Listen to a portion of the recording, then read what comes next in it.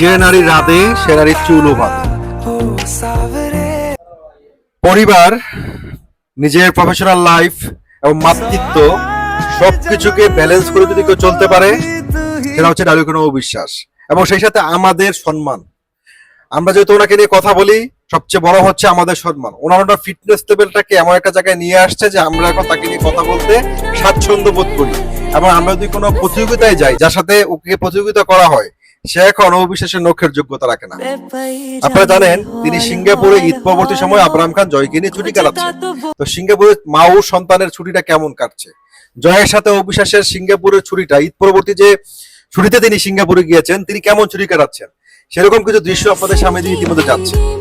অবিশ্বাস তিনি তার প্রফেশনাল লাইফে যাদের সাথে কাজ করেছেন, মিশেছেন, মানুষের ভুল ত্রুটির ঊর্ধ্বে কেউ নয়। অবিশ্বাস কিন্তু এমন কোনো মানুষ নয় যিনি ভুল করেননি।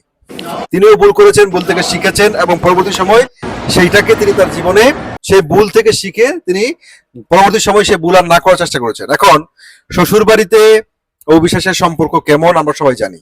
শাকিব খানের বোন, শাকিব খানের পরিবারে শাকিব খানের বাবা মার সাথে তার সম্পর্ক, শাকিব খানের বাসায় যে রান্না বান্না হতো, বিশেষ করে ইলিশ মাছ, অবিশ্বাসের পছন্দের যে খাবারগুলো রান্না হতো, যখন শাকিবের সাথে অবিশ্বাসের সম্পর্ক ছিল, দূরত্ব ছিল অনেক, তখন কিন্তু সেই খাবারগুলো বসুন্ধরা অবিশ্বাসের ফ্ল্যাটে পাঠিয়ে দিত। একজন শাশুড়ি যদি তার পুত্রবধূর জন্য নিজে রান্না করে তার শাশুড়ি তার পুত্রবধূ বাসা পাঠিয়ে দেয়, তাহলে সম্পর্কটা বুঝতে হবে কোথায় ছিল।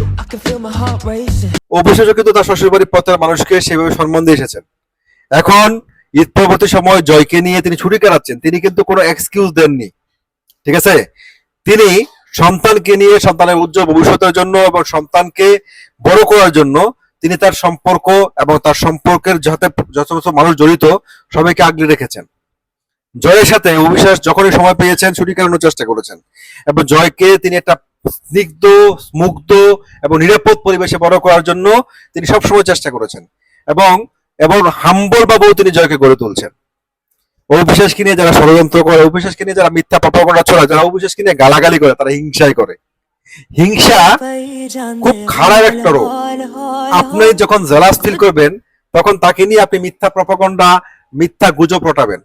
এখন অবিশ্বাসের বর্তমান যে স্কেলে, বর্তমান যে ফিটনেসে তিনি বিলং করছেন, এটা দেখার পরে তো তাদের রাতের ঘুম, দিনের ঘুম, খাওয়া ধাওয়া সবকিছু উড়ে গেছে।